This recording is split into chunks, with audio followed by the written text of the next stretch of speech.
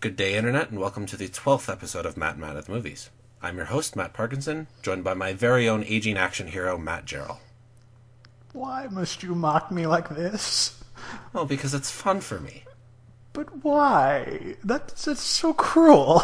But it ties into this week's episode. It makes fun of you. It's all good. I'm not an action hero. Remember, I'm only half as cool as Vin Diesel. But that's still doing very well for me. Well, it depends on how cool you think Vin Diesel is. Well, I suppose. He's okay. Well, if we're talking about Guardians of the Galaxy Vin Diesel, then absolutely. Well, yeah. And I guess a lot of people think his character in Fast and Furious is cool, but I'm not so sure about that. Yeah, well, we're going to get into that in a couple of weeks, aren't we? Oh, yay, we're getting another Fast and... Yeah. It's happening. Yeah, but that's a topic for a couple weeks from now, so... Today, we've got two new releases. First is our third aging action hero movie of 2015 with The Gunman. And then we've got teenage dystopia movie number 638 with Insurgent. Yay. So we're going to start with The Gunman, which sees Sean Penn doing the aging action hero thing.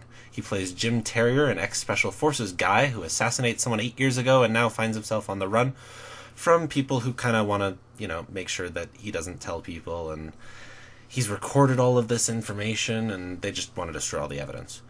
Alongside love interest and sometimes damsel in distress Annie, played by Jasmine Trinka, he needs to find out who wants to kill him and then kill them instead. So, Gerald, what do you think of The Gunman? It is honestly amazing what steady editing and an actual plot will do for one of these films. Because we've stated before that one of the biggest problems has been clipped editing that ruins action sequences and thin and dull plots. We're looking at you Taken 3. Taken 3, and even to a point Run All Night, in a way. Yeah. Run All Night was obviously better than Taken 3, but to a point. But this improves on all of them, in my opinion. Its plot is somewhat convoluted, but at the same time, it's actually a plot. Exactly. I mean, and it's somewhat interesting as well, being... I honestly would call it something like Shooter crossed with Syriana or Blood Diamond, and then for some reason there's a romance subplot in there. Which doesn't work at all. Well, but other than that, it's a decent film. I mean, what do you think?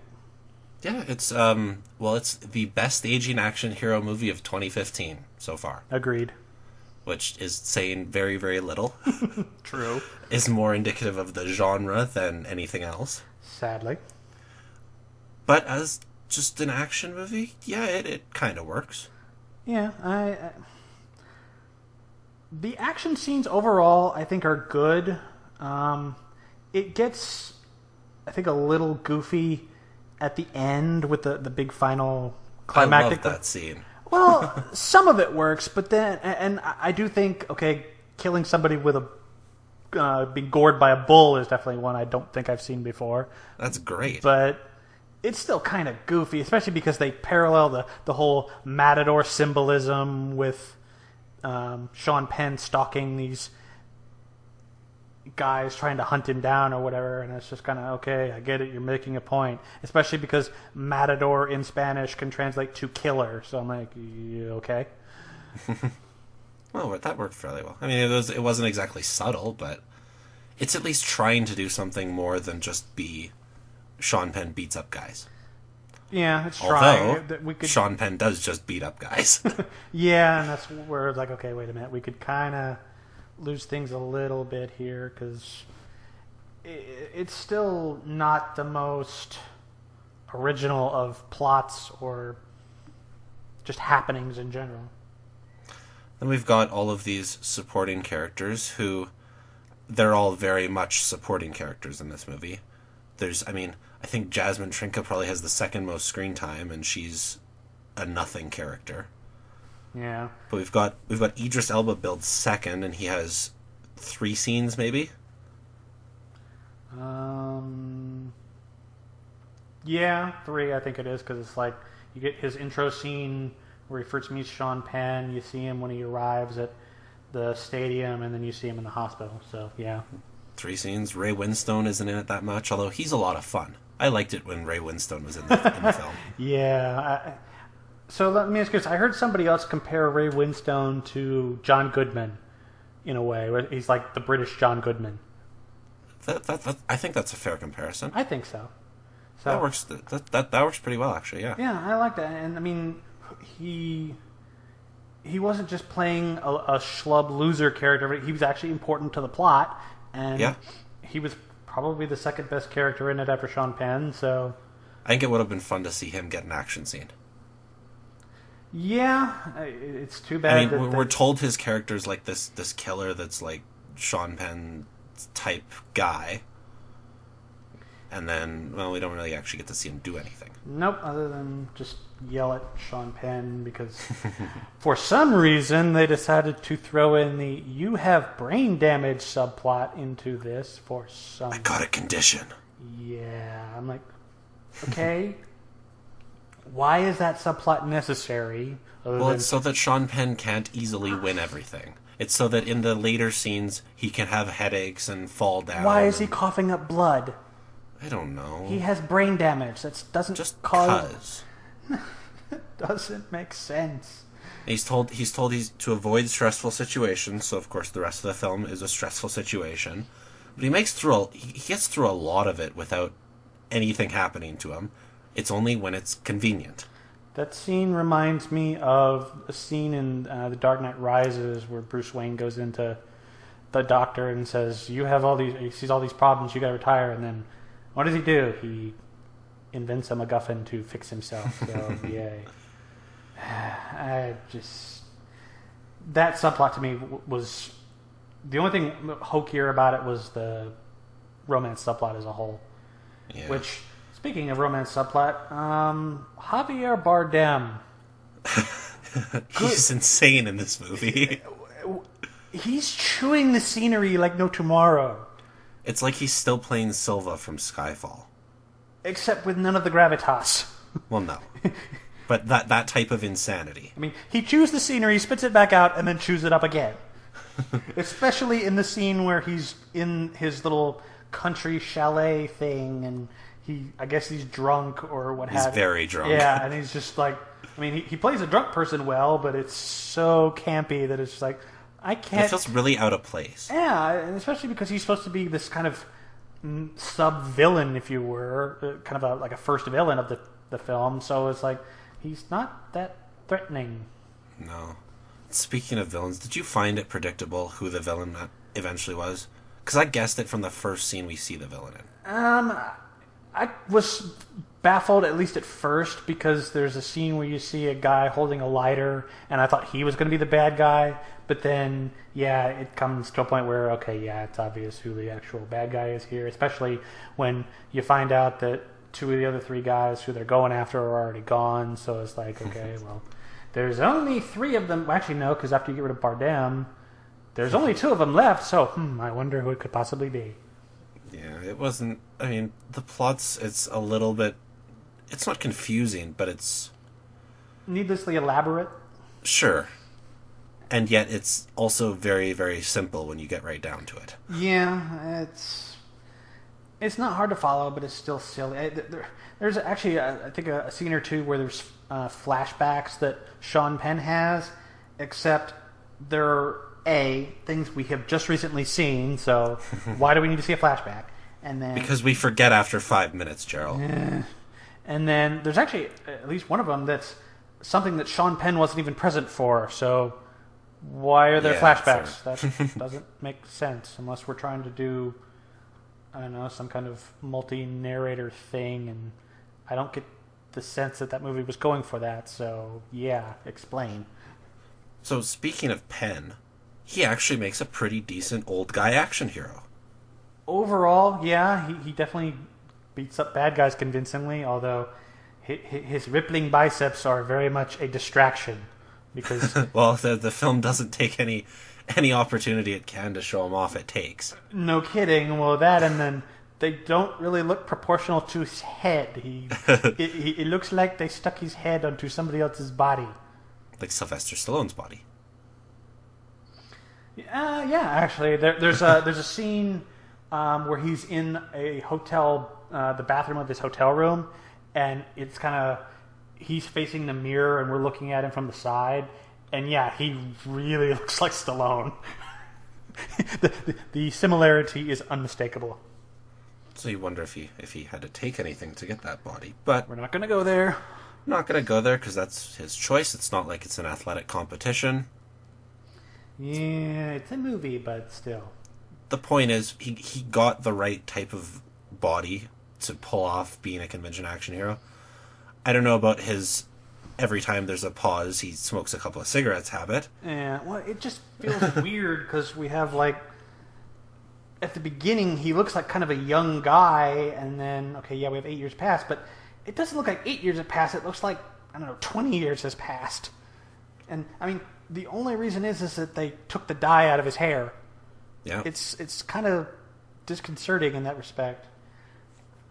But it wasn't as bad as I thought it was going to be for Sean Penn leading it. Yeah. Because I never once thought, oh, this is the guy who should be doing one of these old person action movies. No, that I would agree. And then you see it and you're like, well, you know what? Kind of worked. Yeah, overall, I mean, I guess one other little nitpick that I had is that why do Claymore mines blow up an entire apartment? Because you need big explosions. They don't Gerald. work that way.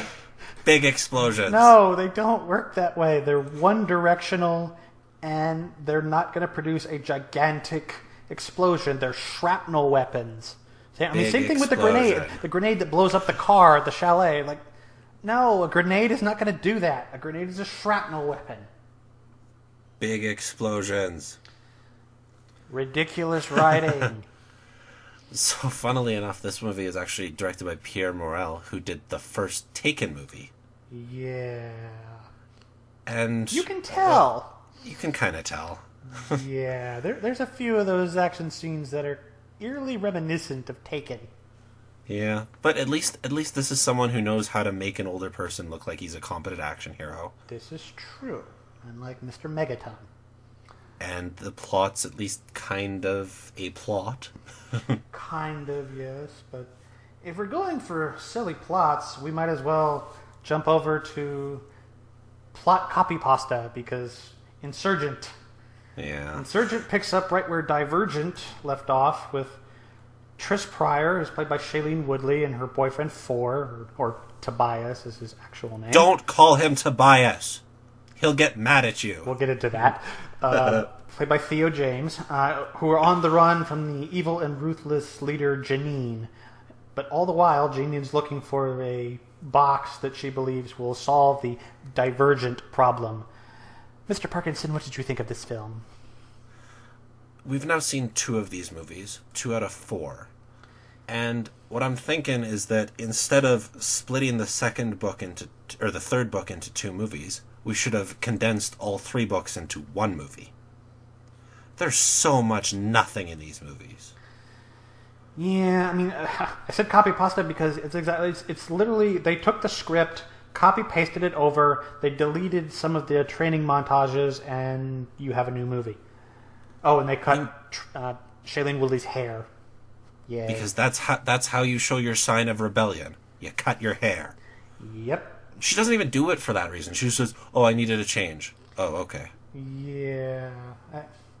I guess it's because she looks too much like her mother, and so it's kind of a coping mechanism. Maybe, but they don't really say that.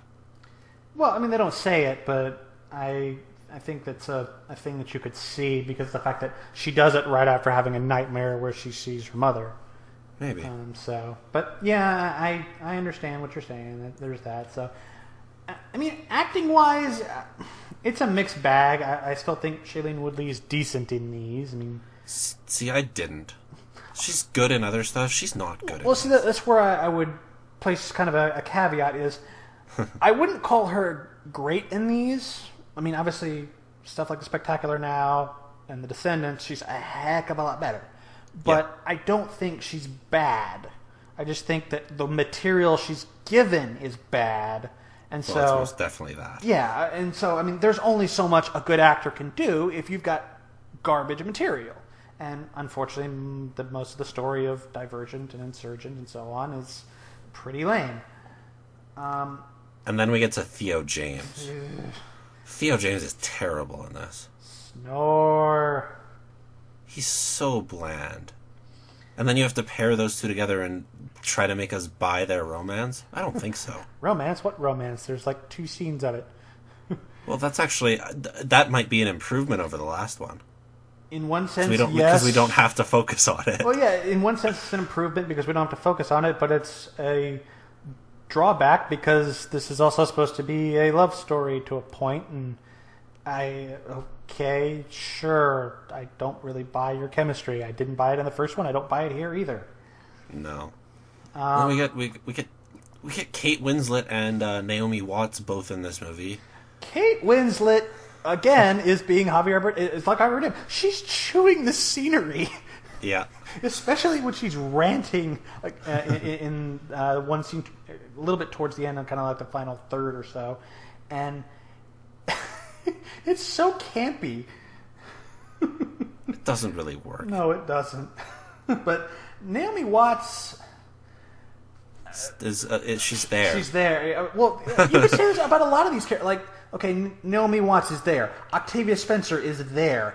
Ansel Elgort is there. He has a little bit more to do, but he's still... He gets to do the whole heel turn and then why. And yeah. There are a couple of characters who just turn on a dime like that. Well, yeah. They're like, oh, okay. So Miles Teller's character does it because Miles Teller's character is a...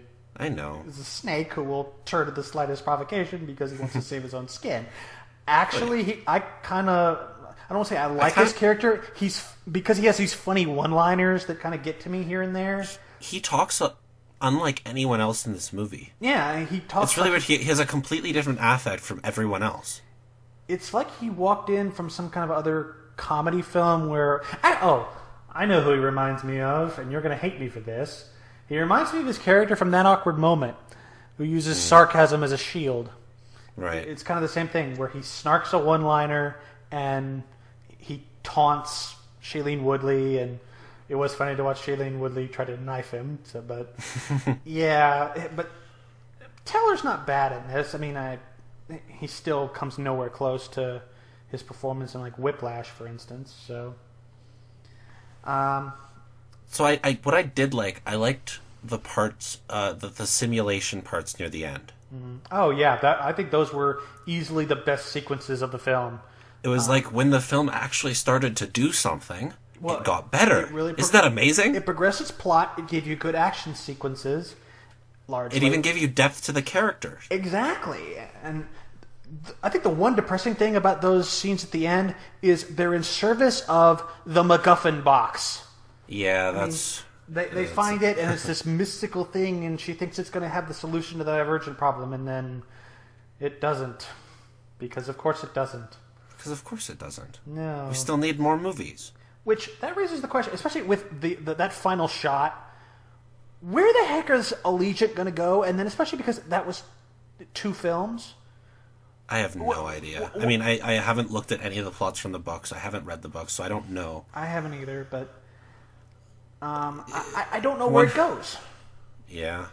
Which I wish I knew. I have no idea. I mean, the plot is more mysterious than the fate of Jai Courtney in this movie. It was so fun. But basically, I wrote down in my notes, Jai Courtney is Jai Courtney. That's all I need to say. Yeah, well, the less said about Jai Courtney forever, the better. Yeah, pretty much. Because he's terrible in everything, and that extends to this. Yeah, I mean, he's...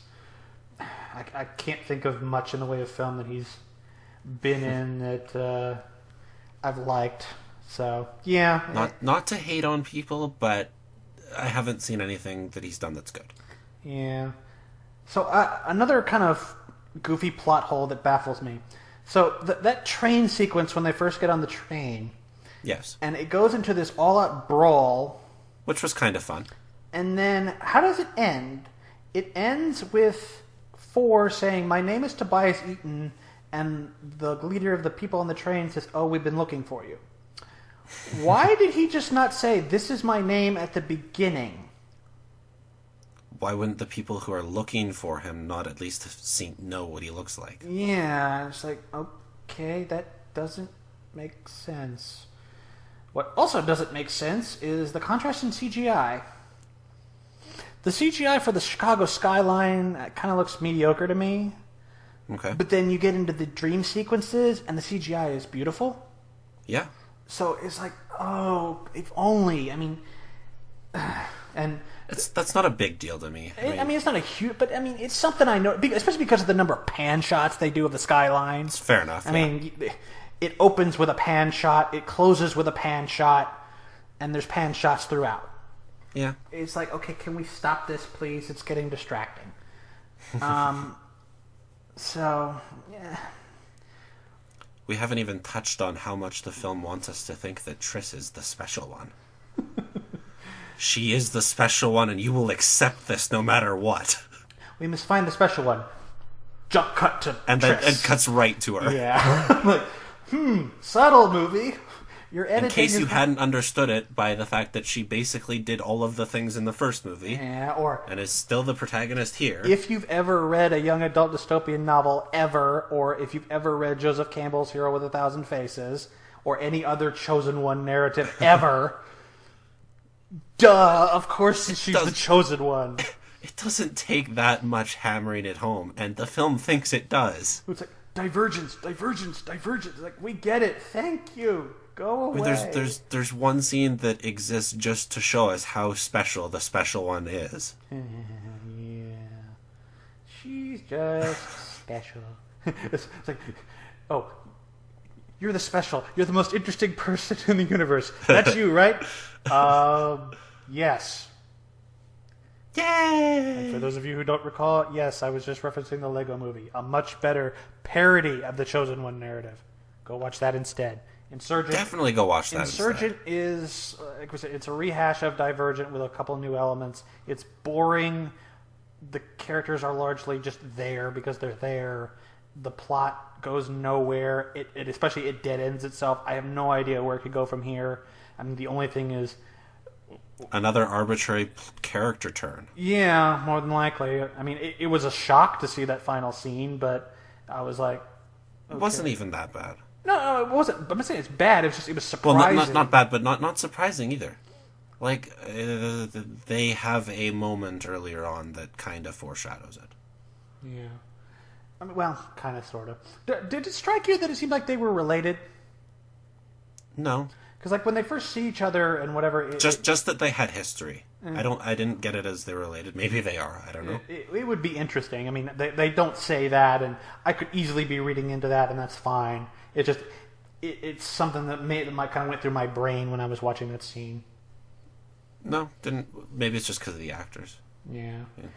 So, all in all, Gunman was okay. Insurgent, not good. Although I still don't think I hate this movie. It's just kind of it's there. Yeah, it's like, okay, maybe if you were getting it as a rental or like Netflix or something, maybe, but it's not really. If you're not on board with the Divergent series by now, and I mean we're only 2 films in, so yeah, maybe there have been people who are spared.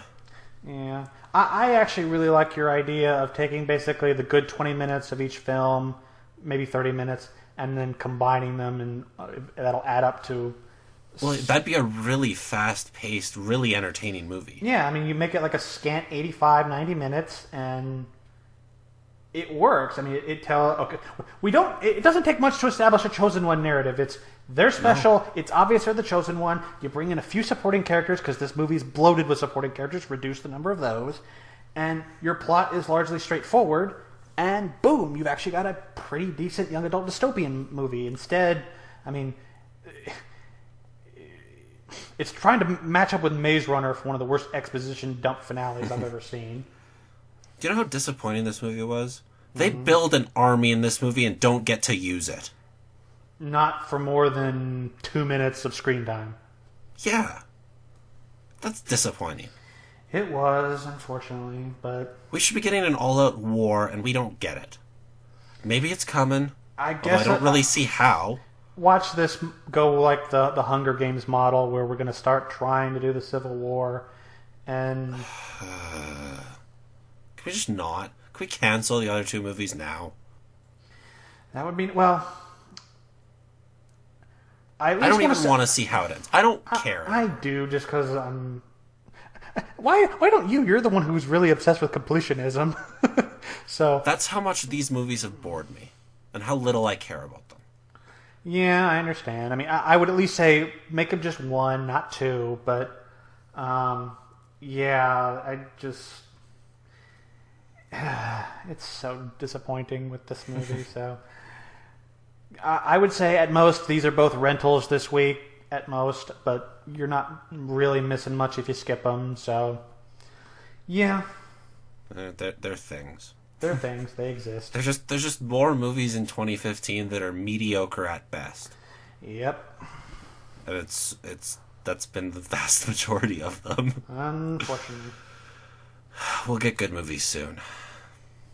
Doesn't look like next week, though. Next week, we've got 3 movies. First one is an animated comedy called Home. Secondly, a Will Ferrell, Kevin Hart comedy called Get Hard. And finally, a Jennifer Lawrence, Bradley Cooper period drama called Serena. And I'll tell you right now, it's not good. You can follow Gerald on the Twitter at FilmFlashNC. I'm on there as well, at MartyrTweet. Send us your tweets, please. Please? We would love it. Please? It'd be nice. Yes. As long as they're nice. I mean, just nice tweets. Mm-hmm. Until next time, this is Madam at the Movies signing off. Take care, everybody.